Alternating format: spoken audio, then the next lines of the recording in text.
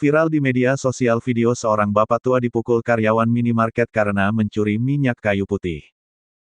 Video itu diunggah oleh sejumlah akun media sosial, di antaranya akun Instagram @andreli48. Dalam video tersebut terlihat seorang kakek tua mengenakan kemeja pendek kotak warna hitam serta celana hitam. Bapak tua itu dibawa ke dalam gudang minimarket yang ia curi oleh karyawan. Saat berjalan digandeng oleh karyawan berbaju merah, tiba-tiba bapak itu dipukul oleh seorang karyawan lain. Pukulan itu terlihat mengenai dada si kakek. Kakek yang mengenakan masker putih itu lalu dan terduduk di lantai. Bahkan ia nampak mengatur nafasnya karena sesak. Saat ditanya alasannya mencuri, kakek tersebut mengatakan jika tidak punya uang.